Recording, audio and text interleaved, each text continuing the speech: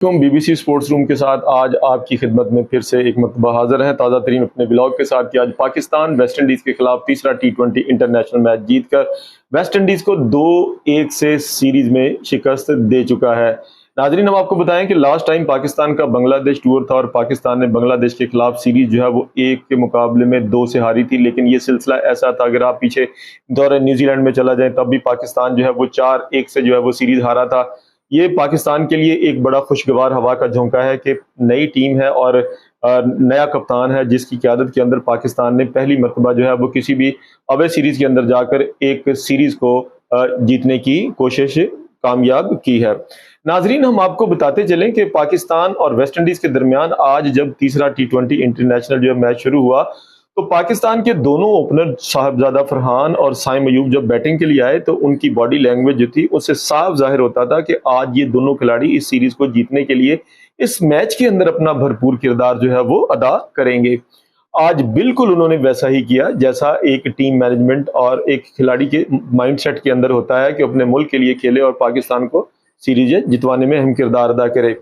साहिबजादा फरहान और साइम अयूब ने जब बैटिंग का आगाज किया तो साहिबजादा फरहान और साइम अयूब ने क्रीज के ऊपर जमकर, टिक कर, डट कर और ऐसी शॉट सिलेक्शन बनाई कि वेस्ट इंडीज की टीम जो थी उन दोनों को जो है वो चित करने में नाकाम रही। बहरहाल साहिबजादा फरहान जो है इतने एग्रेसिव जो है प्लेयर हैं, उन्होंने इस मैच के अंदर जो है, नाजरीन हम आपको बताते हैं कि इस मैच के अंदर उन्होंने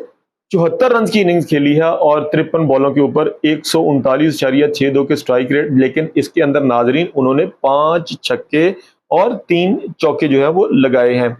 और अगर हम साहिबजादा फरहान के हवाले से हम बात करें तो साहिबजादा फरहान को उसकी इसी इनिंग्स की बुनियाद के ऊपर जो है आज मैन ऑफ द मैच जो है वो डिक्लेयर किया गया, क्योंकि साहिबजादा फरहान की यही वो इनिंग्स जो वो मेन किरदार थी कि जिसने पाकिस्तान और वेस्ट इंडीज के दरमियान जो है वो जीत का फैसला किया।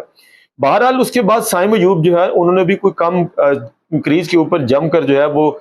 खेले हैं और उन्होंने 2 छक्के और 4 चौके लगाए हैं और 49 गेंदों के ऊपर 66 रन की जो है वो इनिंग खेली है 134 के स्ट्राइक रेट के साथ।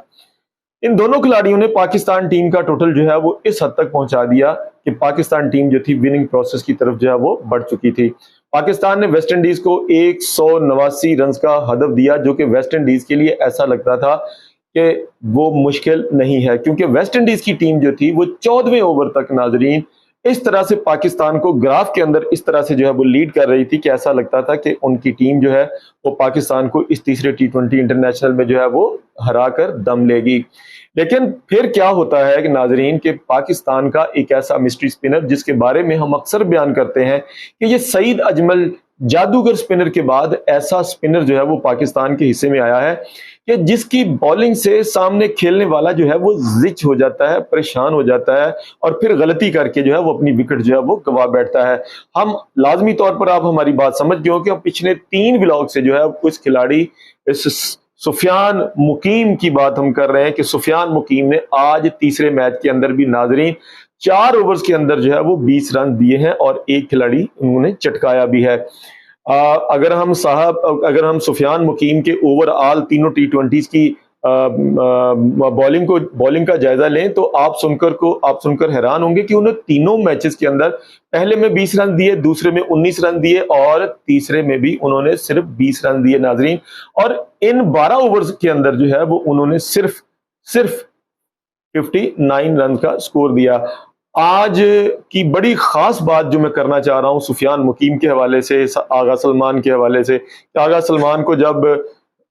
विक्ट्री स्टैंड पे जो है वो ट्रॉफी उठाने के लिए बुलाया गया तो आगा सलमान ने बहुत अच्छा जेस्चर देते हुए सुफियान मुकीम से कहा कि you may go and collect the trophy for your team. नाजरीन, ये बहुत अच्छा और पॉजिटिव जेस्चर था कि जो सुफियान मुकीम के लिए इंटरनेशनल क्रिकेट के अंदर बहुत ज्यादा अहमियत का हामिल है। ऐसा होता क्यों ना, क्योंकि अगर आप देखें कि 15वें ओवर में जब सुफियान मुकीम बॉलिंग के लिए आते हैं तो सुफियान मुकीम की बॉलिंग ने ही उन दोनों ओवर्स के अंदर, तीसरे और चौथे ओवर्स के अंदर वो गैप डाला नाजरीन, जिसके बाद वेस्ट इंडीज की टीम जो थी उसके जीतने के इम्कानात जो थे वो बहुत ही कम हो गए थे। अब उसके बाद हम देखते हैं कि जब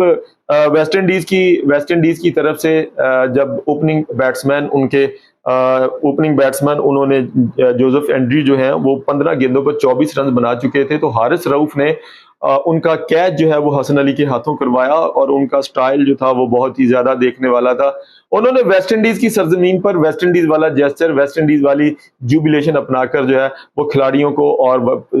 स्टेडियम में बैठे हुए शायकीन को बहुत ज्यादा महसूस किया। नाजरीन, पाकिस्तान के T20 सीरीज के जीतने में एक और किरदार जो है वो है मोहम्मद नवाज का। मोहम्मद नवाज ने इस पूरी तीनों फॉर्मेट्स के तीनों मैचेस के अंदर जो है वो मजमूई तौर पर 7 विकेटें हासिल की। जी हाँ,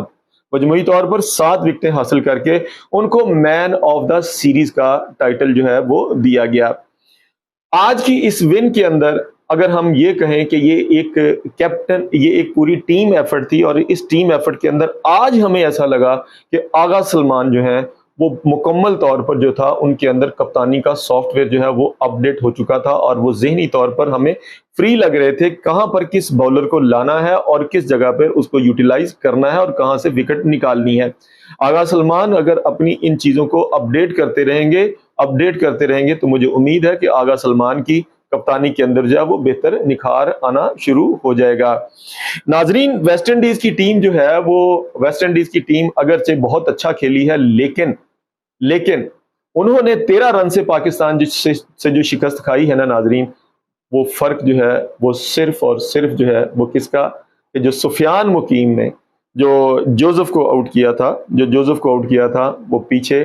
तो वो विकेट जो थी वो मैच का टर्निंग पॉइंट साबित हुई। बहरहाल हमारे जो बहुत सारे मुबसर जो हैं वो हारिस रऊफ की उस विकेट को जो उन्होंने एंड्रयू जोसेफ की विकेट ली थी, हसन अली के हाथों कैच करवाया था, वो कहते हैं कि मैच का टर्निंग पॉइंट वो था, लेकिन हमारे नजदीक मैच का टर्निंग पॉइंट जो है